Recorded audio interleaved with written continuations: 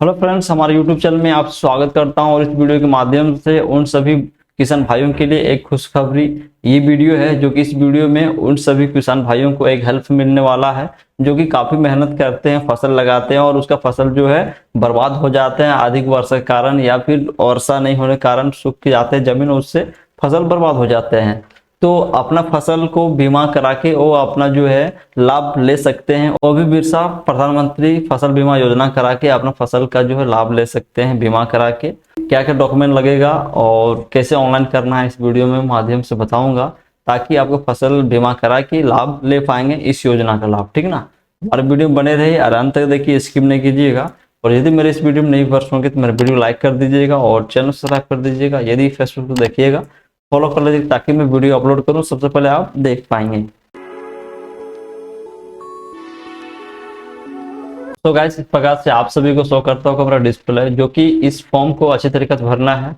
जो कि यहाँ पर लिखा हुआ देख सकते हो, बिरसा प्रधानमंत्री फसल बीमा योजना 2026 करके यहाँ पर आप सभी को हेडलाइनिंग यहाँ पर शो करता होगा। ठीक है, तो इस फॉर्म को कैसे भरना है एक बारीकी से बताऊंगा। तो सबसे पहले आप सभी को यहाँ पर देख सकते होंगे, यहाँ पर जिला होगा। ठीक है, जो आपका जिला रहेगा यहाँ पर लिख लेना है। अब इसके बाद प्रखंड जो रहेगा आपका प्रखंड यहाँ पर लिखना है, और पंचायत जो रहेगा पंचायत लिखना है, और इसके बाद मौजा यहाँ पर लिखना है। ठीक है, तो बहुत लोगों का क्या है, कंफ्यूजन यही रहता है कि मौजा आखिर है क्या और ये मौजा कहाँ से मिलेगा और मैं कैसे लिखूंगा। ठीक ना, तो देखिए सबसे पहले आप सभी को समझना ये है, मौजा जो है आपका जो रसीद जो रहता है जमीन का, उसमें आपका रहता है मौजा लिखा हुआ। ठीक ना, तो उसमें अगर नहीं मिले तो फिर आपको खतियान जो रहता है, खतियान में आपका भी रहता है मौजा उसमें लिखा। ठीक ना, तो उसके बाद है इस प्रकार से यहाँ लिखने के बाद मौजा आप यहाँ पर आ जाना है। एक नंबर में देख सकते हो जो कि कृषक का नाम, यानी कि जो फार्मर रहेंगे किसान रहेंगे उसका नाम यहाँ पर लिखना है। अब इसके बाद 2 नंबर में पिता पति के नाम, यानी कि महिला होंगे उसका भर रहे होंगे फॉर्म, या फिर खुद से अगर भर्ती होगी तो उसका यहाँ नाम होगा, उसका पति का इस जगह पर नाम होगा। ठीक है, और यदि मेल यानी कि पुरुष अगर भरते होंगे तो उसका पिताजी का यहाँ नाम होगा। ठीक है, इसके बाद 3 नंबर कृषक का आधार नंबर, यानी कि उस व्यक्ति का आधार नंबर यहाँ पर लिखना है। और चौथा नंबर कृषक का मोबाइल नंबर लिखना है, जो कि 10 डिजिट का रहता है। और इसके बाद देखिए 5 नंबर यानी 5 नंबर खाता संख्या। ठीक है, तो यहाँ पर देखिए ये भी समझना है, यहाँ पर खाता संख्या जो है आपका जो डीबीटी हो रखा है यानी करके रखे हैं उसी अकाउंट को यहाँ पर लिखना है, अकाउंट नंबर। ठीक ना, जिससे बहुत लोगों का क्या होता है एक से अधिक रहता है अकाउंट नंबर, तो जैसे डीबीटी नहीं रहता है और दूसरा आप टाइप कर देते हो यानी लिख देते हो इस जगह पर, तो क्या है कि वांछित रह जाते हैं। लेकिन ऐसा नहीं कीजिएगा, जो आपका डीबीटी है उसी अकाउंट का नंबर यहाँ पर लिखना है। अब इसके बाद देखिए बैंक का IFSC कोड जो यहाँ पर लिखोगे बैंक अकाउंट का नंबर, उसका IFSC कोड यहाँ पर लिखना है। अब इसके बाद 7 नंबर जो है भूमि का विवरण। ठीक है, तो उससे पहले ऊपर में हम यहाँ बताऊंगा, जो कि यहाँ पर देखिए संलग्न आवश्यक दस्तावेज आप सभी को यहाँ पर शो करता हो। ठीक है, तब इसके बाद यहाँ हम आएंगे। ठीक है ना, 7 नंबर में तो देखिए 1 नंबर जो है आपसे भी क्या क्या डॉक्यूमेंट लगेंगे मैं भी बात कर रहे थे। तो देखिए सबसे फास्ट में आपको लगने वाला है आधार कार्ड का फोटोकॉपी यानी कि जेरोक्स। ठीक है, अब इसके बाद जो बैंक पासबुक का छाया प्रति, जैसे कि जो आपका अकाउंट का जो नंबर टाइप करोगे यहाँ पर लिखोगे उस बैंक अकाउंट का यहाँ पर छाया प्रति लगाना, अटैच करना है, जो कि अपलोड करना रहता है ऑनलाइन के थ्रू। ठीक है, अब इसके बाद 3 नंबर देखिए राजस्व लगान रसीद। ठीक है, आप चाहो तो खतियान रसीद दोनों अपलोड कर सकते हो। और देखिए 4 नंबर है सभी को भरना नहीं है, यानी कि वंशावली जो सभी को बनाना नहीं है, जो कि आप सभी को यहाँ देखने को मिलेगा। ठीक है, तो इसके लिए मैं बताऊंगा कि वंशावली किन किन लोगों के लिए भरना है और बनाना है। ठीक है ना, तो देखिए यहाँ पर जो है जमींदार का नंबर। ठीक है, यानी कि यहाँ पर वैसे लोगों का नाम लिखना है जिसके नाम से रसीद कटता हो या फिर जमीन हो। ठीक है, तो वहां पर लिखना है, इस जगह पर नाम लिखना है। इसके बाद खाता संख्या, यानी कि जमीन का जो खाता यहाँ पर लिखना है, प्लॉट संख्या जितना है उसका यहाँ लिखना है, और रकबा हेक्टर में, यानी कि अगर डिसमिल है तो हेक्टर में कन्वर्ट करना है, और एकड़ है तो हेक्टर में कन्वर्ट करके लिखना है। और इसके बाद कृषक का जो रिश्ता है, यानी कि एग्जाम्पल में जैसे कि एक का जो जमीन है उसका जो है 2 बेटा है, 2 बेटा का एग्जाम्पल में जैसे कि 2 एकड़ है। ठीक है, तो 1 एकड़ जो हो जाएगा एक बेटा का, 2 एकड़ है तो 1 एकड़ के दोनों का हो जाएगा। तो इसी स्थिति में यहाँ पर लिख देना है, अगर पिताजी है पिताजी लिखना है यहाँ पर, और यदि परदादा है या दादाजी यहाँ पर लिखना है, और अपने अकॉर्डिंग यहाँ पर जो जमीन आपका हिस्सा बनता है उसके हिसाब से हेक्टर में यहाँ लिखना है। अब इसके बाद वंशावली उन लोगों के लिए बनाना है, जैसे कि देखिए वंशावली बताता हूँ। जैसे कि ए है, जैसे कि इसका जो यहाँ पर नाम लिखोगे, जो एग्जांपल हम लिख दिया हूँ ए। ठीक है, उसका बेटा है बी और सी है, इस प्रकार से। तो उसका जैसे जमीन है यहाँ पर 2 एकड़ है, क्या है, एकड़ 2 एकड़ है, तो उसके लिए क्या है, 1 एकड़ इसका होगा, 1 एकड़ इसका होगा। तो 1 एकड़ को क्या करता है, कन्वर्ट करना है हेक्टर में, जो हेक्टर में आएगा उसका यहाँ पर लिखना है। तो क्या है, अगर बटेदार में है यानी हिस्सेदार में यदि हैं तो आपको वंशावली बनाना है, और यदि आपको खुद का जमीन है और एक ही ओनर से यानी अपना ही ऑनलाइन कर रहे हो कहीं जाके या खुद से कर रहे हो, तो सिर्फ आपका यहाँ पर नाम होगा, रिश्तेदार में कुछ नहीं होगा, ठीक है ना। तो इस प्रकार समझ लेना। अब इसके बाद स्क्रॉल डाउन के नीचे करके आ जाना है।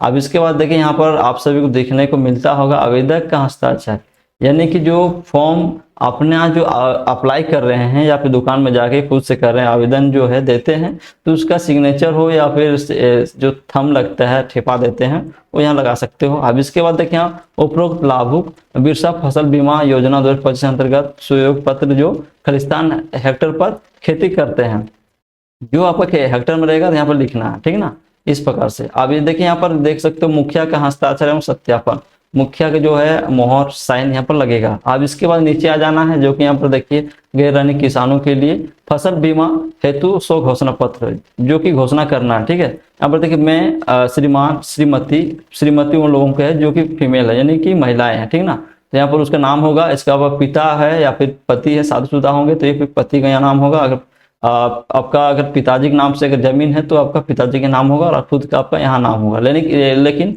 आपका 18 साल से लगभग होना चाहिए, 18 साल से प्लस होना चाहिए, या फिर 18 साल भी है चलेगा, आप आवेदन के लिए पात्र हैं, ठीक ना।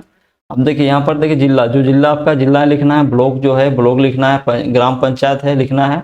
इसके बाद का निवासी हूँ, यहाँ पर पूरा एड्रेस लिखना है।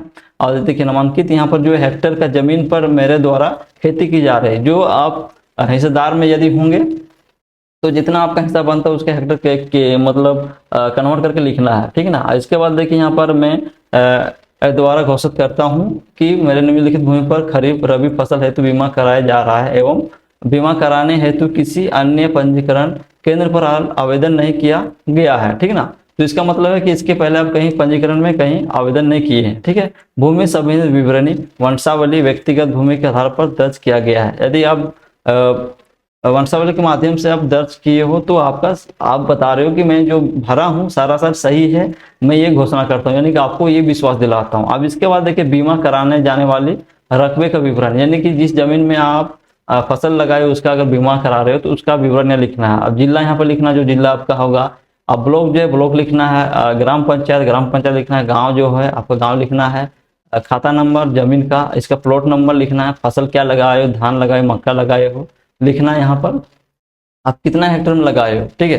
तो बहुत लोगों क्या होता है एक जगह जमीन नहीं होता है, यानी कि 1 एकड़ मैंने बताया 1 एकड़ का, जैसे कि एक जगह जमीन नहीं होता, कुछ वहाँ है थोड़ा सा, कुछ जंगल में है, कोई क्या है, जैसे कि जो ज़्यादा पानी वर्षा होता है, जैसे कि जो बोलते हैं बोलचाल की भाषा में बोल सकते हो, जैसे कि बिहार बोल सकते हो, तो उस स्थिति में रहता है, गहरा खेत जो होता है उस स्थान पे होता है, बायद है, तो उस हिसाब से होता है, सब जगह अलग अलग जमीन होता है। तो उस स्थिति में कहीं 2 डिसमिल, कभी 4 डिसमिल, कहीं 10 डिसमिल, तो उसके हिसाब से होता है। तो उसके लिए क्या है, आपको जिला वाइज यहाँ लिखना है, इधर यहाँ, और ब्लॉक तो होगा ही। इसके बाद जो खाता नंबर सेम होगा, इसके बाद प्लॉट है यहाँ पर अलग भिन्न भिन्न होगा, और फसल का जो नाम होगा अलग अलग हो सबका, ठीक है।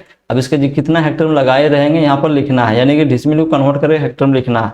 अब इसके बाद कुल यहाँ पर लिखना है टोटल, ठीक है।